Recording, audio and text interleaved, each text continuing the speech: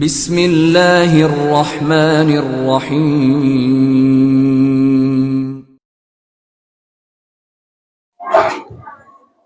السلام علیکم ورحمۃ اللہ وبرکاتہ۔ نحمدہ و نصلی علی رسول الکریم، اما بعد۔ میرے اسلامی بہنوں اور بھائیوں، آج میں آپ کے سامنے ایک تقریر پیش کرنا چاہتی ہوں جس کا عنوان ہے حکمرانوں اور سرکاری ملازموں کو ایک اہم انتباہ، کام چوری، بدزیانتی اور رشوت خوری جیسی مہلک بیماریاں آج ہمارے سماج کو دیمک کی طرح چاٹ رہی ہیں۔ دنیا کا کوئی ملک ایسا نہیں جہاں یہ وبا عام نہ ہو۔ عہد نبی صلی اللہ علیہ وسلم میں اگرچہ اس قسم کی گھناؤنی بیماریاں ناپید تھی، لیکن کتب احادیث کی ورق گردانی سے ایسے جزوی واقعات ضرور ملتے ہیں جن سے یہ اندازہ کرنا کچھ مشکل کام نہیں کہ داعی اسلام صلی اللہ علیہ وسلم معاشرے کو اس قسم کی مہلک بیماریوں سے بچانے کے لیے کس قدر احتیاط اور دور اندیشی سے کام لیا کرتے تھے۔ بخاری شریف کی روایت ہے کہ ایک مشہور صحابی ابن لدبیہ رضی اللہ عنہ کو آن حضرت صلی اللہ علیہ وسلم نے زکوٰۃ سے صدقات کی وصولی کے لیے معمول کیا، مگر جناب ابن لدبیہ رضی اللہ عنہ جب یہ خدمت انجام دے کر آئے تو انہوں نے بتایا کہ یہ مال مجھے ذاتی طور پر ہدیۃً ملا ہے۔ ہدیہ لینا اور دینا اگرچہ ایک مستحسن فعل ہے، مگر سرکاری عہدیداروں کو ان کے منصب اور عہدے کی بنا پر جو کچھ ملتا ہے وہ ان کی ذاتی ملکیت ہے یا نہیں، اس کی وضاحت ضروری ہے۔ چنانچہ حضرت صلی اللہ علیہ وسلم ارشاد فرماتے ہیں، تم اپنے گھر بیٹھے رہے تو یہ ہدیہ تم کو کیوں نہیں ملا؟ مطلب یہ تھا کہ عہدیداروں کو ہدیہ تو عہدے کی وجہ سے ملتا ہے، اس کو ذاتی ملکیت بنانا کس طرح درست ہے؟ بظاہر واقعی غیر معمولی نوعیت کا نہیں ہے، لیکن انجام میں عاقب کے لحاظ سے کافی اہم اور نتیجہ خیز ہے۔ اسی لیے آج صلی اللہ علیہ وسلم اس پر خطبہ دیتے ہیں اور حمد و ثنا کے بعد یہ ارشاد فرماتے ہیں کہ لوگوں، میں تم سے کسی کو ان امور پر جو خدا نے میرے ذمہ کیا ہے عامل بنا کر بھیجتا ہوں، مگر وہ آ کر مجھ سے کہتا ہے کہ یہ مال تمہارا ہے اور یہ مجھے ہدیہ میں ملا ہے۔ بہتر یہ تھا کہ یہ شخص اپنی ماں اپنے باپ کے گھر بیٹھا رہتا اور وہیں اس کا ہدیہ بھی آ جاتا۔ قسم ہے اللہ کی، تم میں سے جو بھی شخص اپنے حق کے بغیر کوئی چیز لے گا تو قیامت کے دن وہ خدا سے اس حال میں ملے گا کہ وہ چیز اس پر سوار ہوگی۔ میں نہیں جانتا کہ تم میں سے کون خدا سے اس حال میں ملے گا کہ بولتا ہوا اونٹ یا آواز کرتی ہوئی گائے یا بکری اس پر سوار ہوگی۔ راوی کا بیان ہے، اس خطبے میں آن صلی اللہ علیہ وسلم نے اپنے دونوں ہاتھ اتنے اونچے اٹھائے کہ آپ کی بغل کی سفیدی بھی دکھائی دینے لگی۔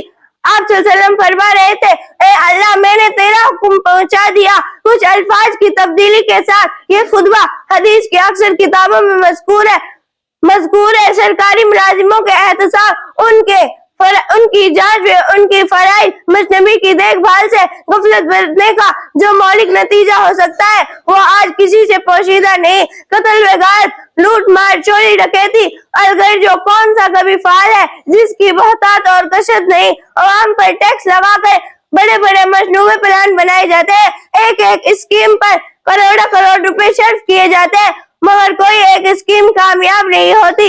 آخر اس کی کیا وجہ ہے؟ بات دراصل یہ ہے، جو لوگ لمبی تنخواہوں کے عوض عوام پر مسلط کیے جاتے ہیں، ملک و قوم کی فلاح بہبود کا ان کے سامنے کوئی مقصد نہیں۔ ایک طرف زندگی کے بڑھتے ہوئے مصارف ہیں اور دوسری طرف اس مادی دور کی پیدا کی ہوئی سدھا لعنتیں۔ کوئی یہ پوچھنے والا بھی نہیں کہ جو کام جس کے ذمہ کر دیا گیا ہے اس کا انجام کیا ہو رہا ہے۔ ملک و قوم کی تعمیر میں حکمراں طبقہ دراصل معمار کی حیثیت رکھتا ہے، اس کی بھول چوک اور ذرا سی غلطی بڑے مہلک نتائج پیدا کر سکتی ہے۔ چنانچہ یہی وجہ ہے کہ اسلامی قانون میں عام لوگوں کے مقابلے میں ان پر احتساب اور قانون کی گرفت زیادہ تیز کر دی گئی ہے، مگر افسوس موجودہ دور میں قانون و اخلاق کی ساری پابندیاں کمزور عوام کے لیے ہے۔ حکمراں طبقہ کیا کر رہا ہے، اس کا کردار کس درجہ گھٹیا ہے، کسی کو اس پر انگشت کمائی کرنے کی ضرورت نہیں۔ ہدیہ اور تحفے کی بات تو ایک طرف، یہاں تو قوم کی ساری امانت ہی خطرے میں ہے۔ مذکورہ خطبے میں دراصل انسانی معاشرے کی اسی کمزوری کی طرف اشارہ کیا گیا ہے۔ مصلحت پرستی اور چشم پوشی کا جو روگ ہمارے سماج کو دیمک کی طرح چاٹ رہا ہے، اسلام میں اس کے لیے قطعاً کوئی گنجائش نہیں۔ ایک قانون کی نظر میں یہاں حکمراں عوام برابر ہی نہیں، اول ذکر زیادہ مجبور اور زیادہ بے بس ہے، تفصیل کا یہ موقع نہیں، اسی لیے حضرت معاذ بن جبل رضی اللہ عنہ کی تقریر کے یہ چند الفاظ میں آپ کے سامنے پیش کرنا چاہتی ہوں۔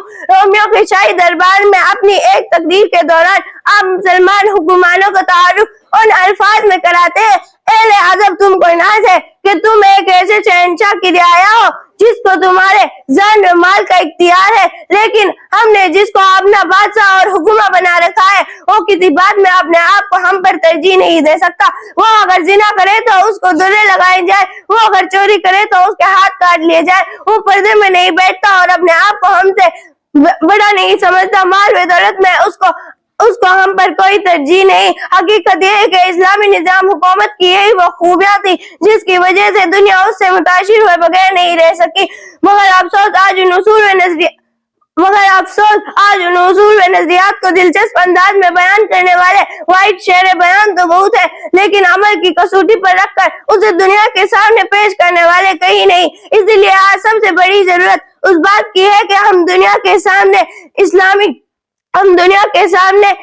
عقائد و نظریات کو عملی طور پر پیش کریں اور یہ بتائیں کہ اسلام کوئی عزم اور نظریہ نہیں بلکہ انسانی زندگی کا بہترین، قابل و قدر اور لائق 27 عملی فارمولہ ہے، جس کی ساری خوبیاں اس وقت اجاگر ہوں گی جب اسے ہم عمل کی کسوٹی پر رکھیں گے اور اسے عملاً ایک نظام حیات کا مقام دیں گے۔